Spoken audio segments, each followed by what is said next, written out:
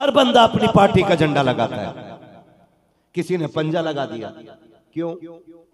ताकि दूर से पता चल जाए कांग्रेस का बंदा है। किसी ने अपना झंडा लगाया, अलग अलग निशान के अलग अलग झंडे, कि ये किसका बंदा? का दीदी का। ये किसका है? कि राहुल का। कि ये किसका? कि मोदी का। ये किसका है? कि मायावती का। ये झंडे बताते गए कि बंदा किससे निस्बत रखता है, इसकी राय किसके साथ है। तो फिर हुजूर के नाम का झंडा क्यों नहीं लगा लेते हो? अगर साइकिल देखो तो समाजवादी समझ में आती है, पंजा देखो कांग्रेस वाला लगता है, अगर पुल देखो बीजेपी वाला लगता है। हुजूर के नाम का झंडा लगाओ, मदीने वाले का गुलाम। हमारा एक अमल और हमारा एक ही वजीफा है, तेरे टुकड़ों पे पले गैर की ठोकर पे ना डाल। जो आगे बैठे ये बोले सुभान अल्लाह, वरना पीछे चले जाएं। बेटे बोल सकते हो तो जा बैठो, वरना पीछे जाओ ताकि वो लोग आ जाए, आगे आ जाएं और मैं तकरीर कर सकूं। बोलोगे ना? सारे ही बरेली वाले लोग बैठे। कितने बरेलवी हैं जरा हाथ उठा के बता दें। हाथ देखो किसका नहीं उठाया, जरा ना उठा तो उसे पूरा उठा दो। सबका उठाए, नारा लगा के पता लगा लूं। इश्क मोहब्बत, इश्क मोहब्बत। कैमरे वालों तुम भी मुसलमान ही हो और हुजूर के जलसे में बैठे हो, तुम सुभान अल्लाह बोलोगे ना तो नेकी भी मिलेगी, डबल काम होगा तुम्हारा। जवाब दे फिर हाथ उठा के, इश्क मोहब्बत, इश्क मोहब्बत। अभी नूर मुजस्सम भाई ऐसा कलाम पढ़ रहे थे, कसम से अगर सुनने वाले लोग होते ना तो महफिल में एक हाल होता, एक कैफ होता, एक वजद होता। लेकिन जो देखने आए थे उन्होंने देख लिया, सोचा मेहनत तुम करो, हम तो देख चुके तुम्हें है। थोड़ा माहौल बना के बैठा करो, ठीक है? तो मैं समझ गया हूं कि माशाल्लाह सारी बरेलवी हैं और शुक्र है अल्लाह ने हमें सुन्नी बरेलवी बनाया है। इन्ना लिल्ला पढ़ लूंगा फिर मैं, वरना बोलो मेरे साथ। जितना पसीना हमें आ रहा है ना, वो तो अल्लाह ने करम कर दिया, किसी नेक बंदे ने पंखा लगा दिया लाके, वरना मौलवी पे एक भी पंखा नहीं था यहाँ। ये वाला नहीं था ना, नहीं था। आप पंखे में बैठे फिर बोले जरा या रसूल अल्लाह। रजब भाई ने बड़ी मेहनत की और मुझसे कहा तुम्हें आना है, जुलूस की शाम में आपको तकरीर करनी है। मैंने कहा भाई जुलूस में वैसे ही लोग थक जाते हैं, अब शाम में क्या सुनेंगे? उन्होंने कहा नहीं, 12वीं वाले की महफिल है ना, तो हुजूर के सदक़े में थकन तो चढ़ ही नहीं सकती है, ठीक है ना? अगर नहीं थके तो फिर बोले जरा या रसूल अल्लाह। जुलूस में थे आज? कितने लोग जुलूस में थे? क्या बात है, सलामत रहे भाई। सारे ही जुलूस में थे हुजूर के। नात खानी मौत भी हमसे छुड़ा सकती नहीं, कब्र में भी मुस्तफा के गीत गाते जाएंगे। कब्र में भी मैं कब बता रहा था, हम शोहरतों के पीछे नहीं भागते, शुक्र परवरदिगार का अपना तो वजीफा ये है, तेरे टुकड़ों पे पले गैर की ठोकर पे न डाल, झिड़कियां खाएं कहां छोड़ के सदका तेरा। हाँ, अगर मैं समझता हूं कि हम या आप अगर आज हुजूर का मिलाद मना रहे हैं ना, तो ये करम बरेली के इमाम अहमद रजा का है, क्योंकि उन्होंने हमें हुजूर का इश्क सिखाया है। और यही वजह है कि बिहार बंगाल से जब भी बसें अजमेर शरीफ जाती हैं तो आला हजरत के बरेली शरीफ जरूर रुकती हैं। ऐसे ही जाते हैं आप लोग ना, आला हजरत के बरेली शरीफ रुकती हैं। लोग कहते हैं जी जाना अजमेर था, बरेली क्यों रुक गए? तो सीधी सी बात है, बिहार बंगाल वाले साहब बताते हैं कि दीन लाए मोइनुद्दीन है, बचाया इमाम अहमद रजा खान ने। इसलिए पहला सलाम बरेली में किया जाएगा, दूसरा सलाम अजमेर में जाके किया जाएगा। और यही वजह है आज हर मस्जिद से आवाज आती है, डाल दी कल्ब में। बहुत कम लोग फजर में जाते हैं, इसका मतलब एक दो से ज्यादा नहीं। क्या गवाही है माशाअल्लाह। अगर इमाम लोग इस गवाही को देने लग जाएं तो फिर कोई पीर तुम्हें कब्र में बचाने नहीं आएगा। एक दो लोग मस्जिद में जाते हैं, कितने लोग फजर में जाएंगे इंशाअल्लाह आज के बाद? कैमरे वालों इनकी वीडियो बनाओ ताकि पता लगे ये फजर में सोने वाले लोग बैठे। कितने लोग जाएंगे इंशाअल्लाह फजर में, बताएं हाथ उठा के। सलामत रहें, सलामत रहें, अल्लाह बरकतें दे, अल्लाह उठे हाथों की लाज रख ले और सबको 5 वक्त नमाजी बना दे। इरादा तो करें ना, मंजिल अल्लाह आसान करेगा। हाँ, तुम क्यों हंस रहे हो भाई? तुम पढ़ाने जाते हो क्या फजर? है ना भाई, बंदा दुआ कर सकता है, इंशाअल्लाह अमल की तौफीक खुदा देगा। हाथ उठा के इंशाअल्लाह कहें कि इंशाअल्लाह नमाज फजर में जाएंगे, जोहर भी पढ़ेंगे इंशाअल्लाह। है जोहर के बाद और उसके बाद उसके पहले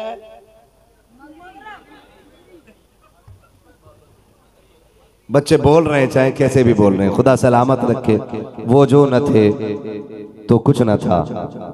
मिलाद का दिन है, हुजूर की विलादत पे चंद बातें कर लूं ताकि अल्लाह जिक्र की हम सबको बरकतें अता फरमा दे। आज पूरी कायनात के कोने कोने में मेरे हुजूर की आमद की बातें हो रही हैं। कायनात का कोई खित्ता ऐसा नहीं जहां मुस्तफ़ा की आमद के तज़किरे ना हो। जमीन पर कोई ऐसी जगह नहीं जहां हुजूर की आमद पे मुबारकबाद पेश न की जा रही हो। बरेली से आवाज आती है, कान जिधर लगाइए तेरी ही दास्तान है। हर तरफ हुजूर की आमद के चर्चे हैं। मेरा इमाम कहता है, वो जो न थे तो कुछ न था, वो जो न हो तो कुछ न हो।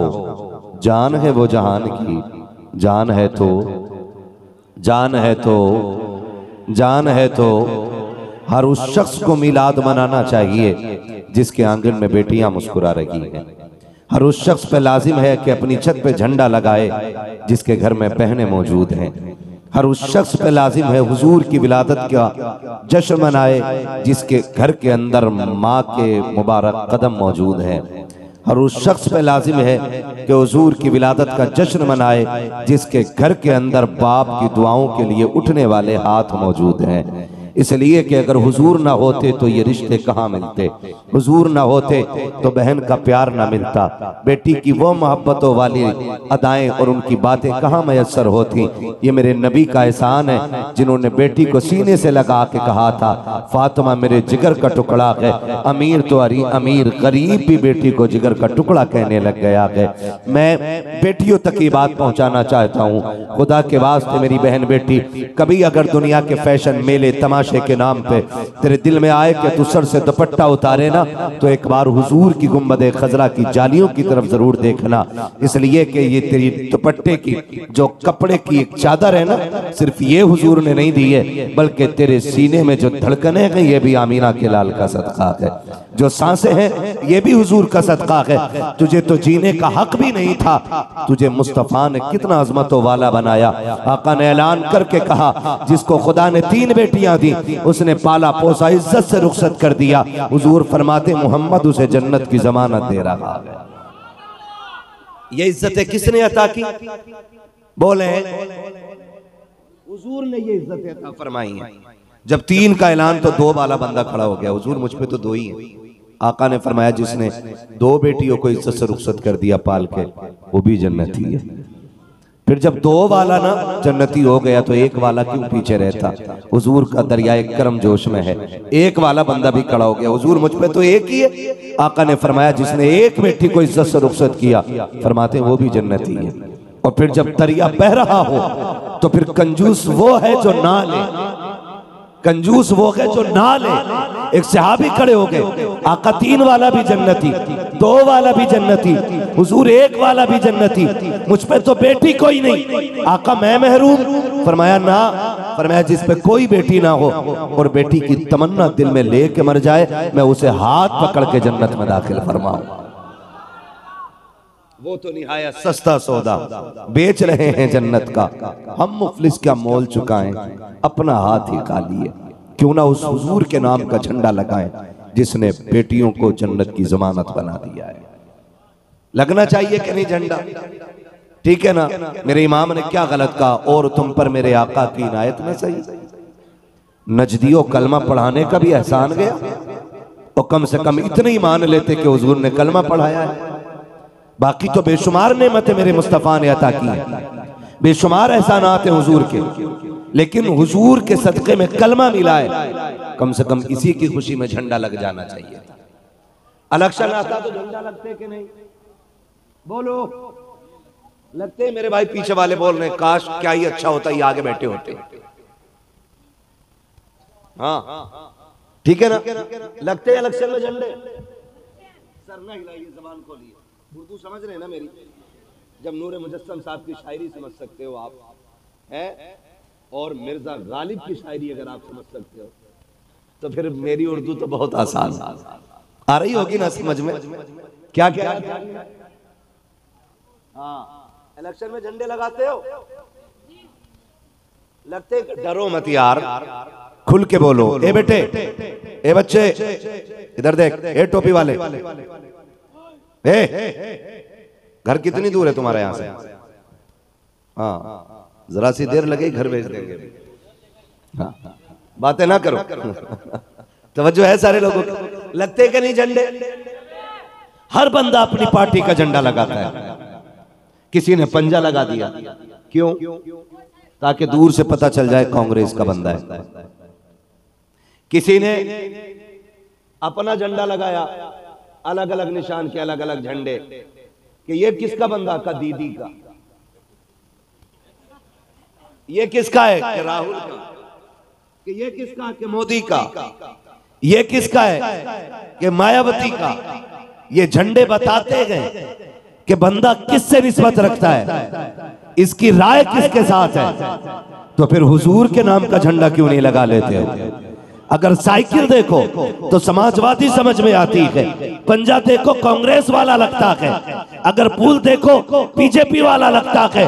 हुजूर के नाम का झंडा लगाओ, मदीने वाले का गुलाम लगने लग जाता है। हाँ जी, नात भी यही पढ़े, पैसे भी यही दे। आप ले जाओ आके, जिसके घर में खर्चा ना, उठा के ले जाओ। तवज्जो है सारे लोगों की? तो झंडे लगने चाहिए। और ये सच्ची बात है नूर भाई, हम लोग सफर में रहते हैं ना, तो झंडे दिखते हैं ना तो कलेजा ठंडा हो जाता है। ऐसा लग जाता है कि हुजूर के गुलामों की बस्ती से गुजर हो रहा है। इसलिए झंडे लगने चाहिए। लगेंगे इंशाअल्लाह। सबने लगाए थे झंडे, अब की साल हर घर पे 12 झंडे कम से कम होने चाहिए। कितने लगेंगे? जोर से कितने? और जोर से कितने? 12 झंडे। जब झंडे देखता है ना तो पेट में दर्द होता है, कहता दुपट्टा ही बना देते किसी गरीब को, इस कपड़े का दुपट्टा ही बना देते। तो सुन्नियों, दुनिया को बता दो, हम सिर्फ झंडे लगाना नहीं जानते, हम गरीबों के सर पे दुपट्टे डालना भी जानते हैं। अभी मैंने कहा था, एक ने ऐलान किया, बाहर भी आ रही है, क्या करोगे लाइट में पैसा लगा के? गरीबों के लिए कपड़े खरीद के उनको बांट देना। मैंने कहा तुझसे किसने कह दिया कि सुन्नी झंडे लगा देगा तो गरीब की मदद नहीं करेगा, लाइट लगा देगा तो गरीब की मदद नहीं करेगा। हम तो खुल के कहते हैं, लिस्ट बना के दे दे किनको दुपट्टे चाहिए, किनको खाना चाहिए। खुदा की कसम, हम बरेली वाले हैं, हम झंडे भी लगाएंगे और गरीब बेटियों को दुपट्टे भी उड़ा के दिखा। और मेरा इमाम कहता हश्र तक डालेंगे हम पैदाइश मौला की धूम, है ना जी? अगला मिसरा क्या है? मिसले फारस नजद के किले गिराते जाए, है ना? मिसले फारस नजद के किले गिराते जाए। कितने झंडे लगेंगे अब के? बताओ कितने? हाँ, सलामत रहे। लग रहा है महफिल जाग रही है, अब दिल कर रहा है मैं बोलूं। कितने झंडे? 12 झंडे लगने चाहिए।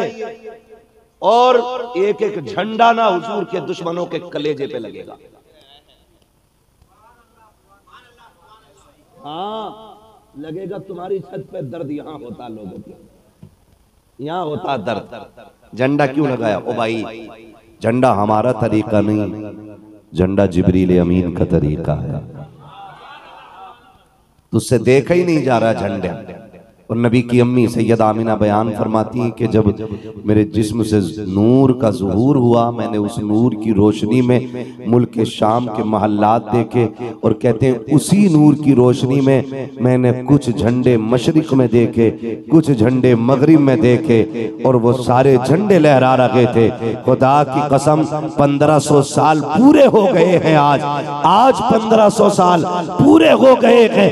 नबी की अम्मी ने एक बार झंडे देखे हैं, हर साल सुन्नी मदीने वाले नाम का झंडा लगाया करते हैं। लगेंगे इंशाअल्लाह। और झंडे बटेंगे दुपट्टों की शक्ल में नहीं, झंडे झंडे ही रहेंगे और दुपट्टे हम अलग से लाके दे देंगे। तुम तो हमें लिस्ट बना के दो मौलवी जी, किसकी अम्मा पे दुपट्टा नहीं है। तुम अपने घर की लिस्ट बना के दो, दुपट्टे हम भिजवाएंगे। लेकिन ये सुन्नी दुपट्टे कम, झंडे कम, लाइट कम नहीं करेंगे। और हर साल ना 12वीं का जश्न बढ़ते ही जा रहा है, बढ़ते ही जा रहा है, बढ़ते ही जा रहा है। क्यों? वरफ़अना लका ज़िक्रक, महबूब हमने तेरे लिए तेरे जिक्र को बुलंद किया। मालिक कितना बुलंद किया कि दुनिया घटती जाएगी, तेरा जिक्र बुलंद होता जाएगा। हाँ, उनका जिक्र तो होता ही रहेगा, होता ही रहेगा। नसीब वाले जो हुजूर की विलादत का जिक्र कर रहे हैं, मुकद्दर वाले लोग हैं जिन्होंने उनकी आमद के नाम की महफिल सजा के रखी है। यकीन जाने हम एहसान मानते हैं हुजूर का। हुजूर ना होते तो आज बेटियां घरों में नहीं होती, हुजूर ना होते आज घरों में बेटियों से रौनक नहीं होती। आज जिन बेटियों को कल कत्ल किया जाता था ना, महबूब ने उन बेटियों को इतनी इज्जत और वक़ार की दौलत अता की कि आज जो बंदा बेटी को रुखसत कर देना, फिर उससे पूछो क्या हाल है, छूटते ही कहता जब से बेटी गई है घर अच्छा नहीं लग रहा, जब से बेटी की शादी की है घर खाली हो गया है। क्या मसला है? इसी बेटी को बाप कत्ल करने पे फख्र महसूस करता था, इस बेटी को मारने पे बेटे बाप के माथे पे पसीना नहीं आता था, फख्र से कहता था 7 बेटियां कत्ल कर चुका हूँ, 4 बेटियां कत्ल कर चुका हूँ। मेरे हुजूर ने आके बेटियों को वो वक़ार अता किया कि जो बेटी को कत्ल करने पे फख्र करता था, आज 60 साल में ठेला लगा करके सफेद बालों वाला बंदा भी बेटी को इज्जत से रुखसत करने पे फख्र महसूस करता है। जाओ कभी कलकत्ता की मंडी में जाके देखो, जब बूढ़ा बाप यहाँ बेल्ट लगा करके बोरियों को ठेले पे रख के खींचता है और लोग पूछते हैं उससे कि इस उम्र में मजदूरी की क्या जरूरत पड़ गई, वो मुस्कुराता है और कहता है जनाब बात ये है अल्लाह का शुक्र है 3 बेटियों की शादी कर चुका हूँ, 4 बेटियों की कर चुका हूँ, 5 बेटियों की कर चुका हूँ, 1 बेटी घर में रह गई है, उसी की रुखसत की तैयारी है। बाबे बता तो सही, उम्र इतनी आ गई है फिर भी मजदूरी कर रहा है। उसने कहा जनाब मैं थकता कि कब हूँ, जब कर जाता हूँ बेटी मुस्कुरा के देखती है, सारी थकन उतर जाया करती है।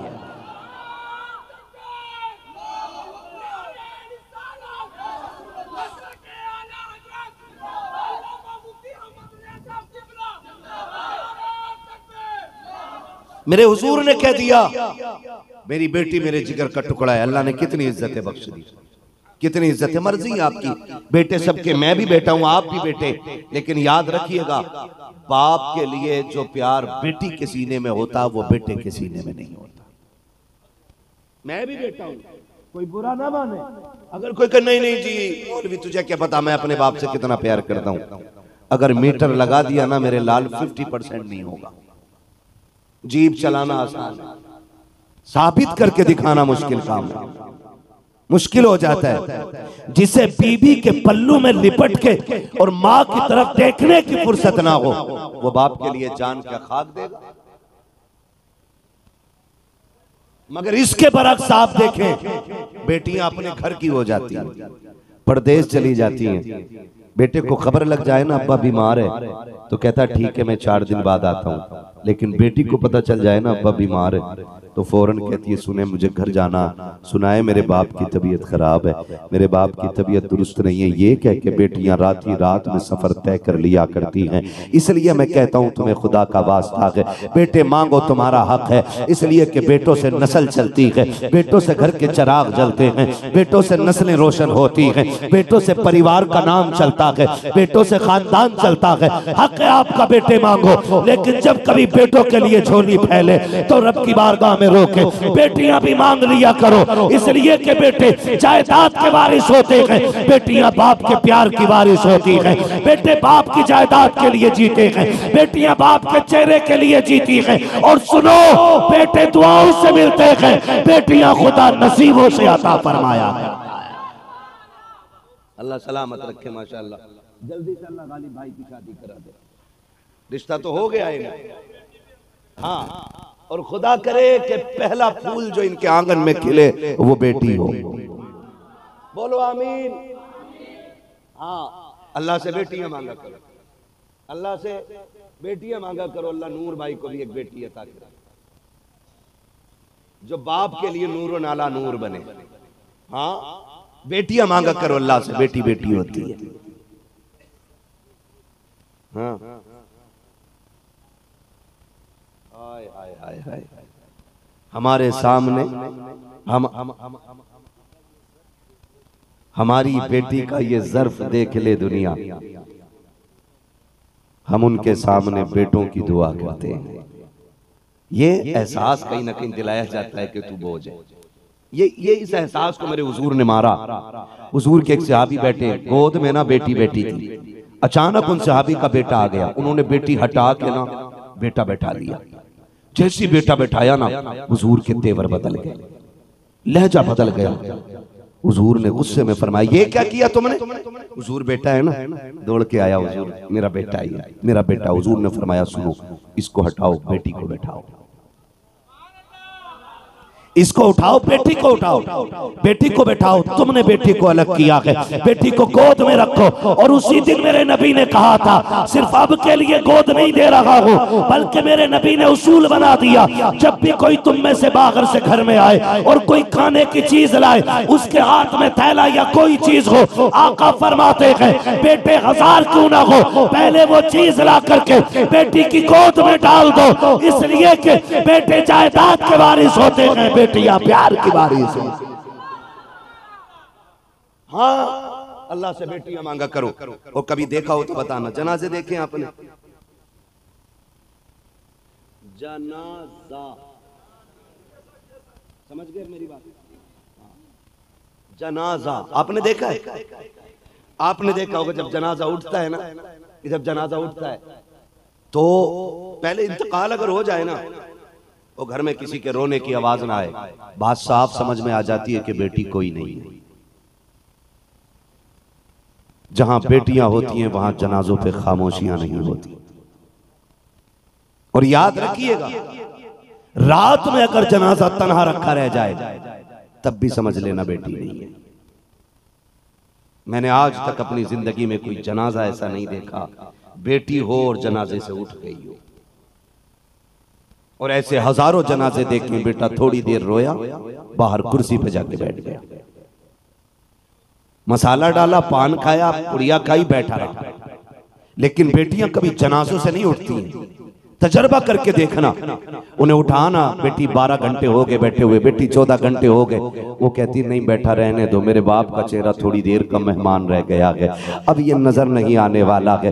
बेटियां ये कह के जनाजों पे बैठी रह जाती हैं। मैंने तो यहाँ तक देखा है, खुदा की कसम बड़ा एहसान किया है मेरे नबी ने, बेटियां हमारी गोद में डाल के बड़ा एहसान किया है। जब जनाजे उठते हैं ना साहिब, हमने देखा कि बेटियां जनाजों के साथ दौड़ जाया करती हैं। आज बेटी का रिश्ता देखो, खुदा की कसम समझ में आता है कितनी बड़ी दौलत बेटियों की शक्ल में हमें दी गई है। जब जनाजे के साथ बेटियां दौड़ के कहती हैं किसके सहारे छोड़ के जा रहे हो, हमें भी ले चलो, बाप के बगैर जीना अच्छा नहीं लगता है। ये दर्द किसके सीने में होता है मरने वाले का, ये प्यार किसके सीने में होता है। बेटा रुकू तो रुकू पढ़ के अपने बाप की कुर्बानियों का हक अदा कर लेता है। ये समझता है मैंने एक पारा पढ़ के अपने बाप की कुर्बानियों का हक अदा कर दिया है, लेकिन बेटियों के रिश्ते को सलाम, बेटियों की मोहब्बत को सलाम। अगर पूरी जिंदगी जब जब ये कुरान खोलती है उसके सफात को पलटती है, इन्हें कुरान की लाइनों में बाप का चेहरा नजर आया करता है, कुरान के औराक में बाप का प्यार नजर आता है। जब कुरान बंद करती है, चोली फैला के कहती है अल्लाह मुझे कुछ दे न दे, वो जो कब्रिस्तान में लेटा है इसके सदके में मेरे उस बाप को जन्नत अता फरमा दे। अपने बेटों को आलिम बनाते हो, बेटियों को भी कुरान दे दिया करो, इसलिए कि बेटे मतलब भर पड़ते हैं और बेटियां प्यार भर पड़ती हैं। और खुदारा बदलो, आज क्या दौर ऐसा नहीं है? आज बेटियां जहेज के लिए नहीं मारी जा रही, बताओ, आज बेटियां नहीं मारी जा रही जहेज के लिए, आज बच्चियों का कत्ल नहीं हो रहा है। कत्ल 1500 साल पहले भी था और आज भी। फर्क इतना है, पहले पैदा होने के बाद बेटी मारी जाती थी, आज पैदा होने से पहले बेटी मार दी जाती है। बोझ बन गई बेटी। कितनी बच्चियों के मैं आपको ऐसे मैसेज दिखाऊं जिन बच्चियों ने मैसेज में लिखा दुआ करना मेरा घर बस जाए। वजह कहती है 4 बेटी हो गई, ससुराल वालों ने बुलाना बंद कर दिया। 6 बेटी आए, शोहर बात नहीं करता है, कहता नहीं नहीं तूने मेरे घर का चराग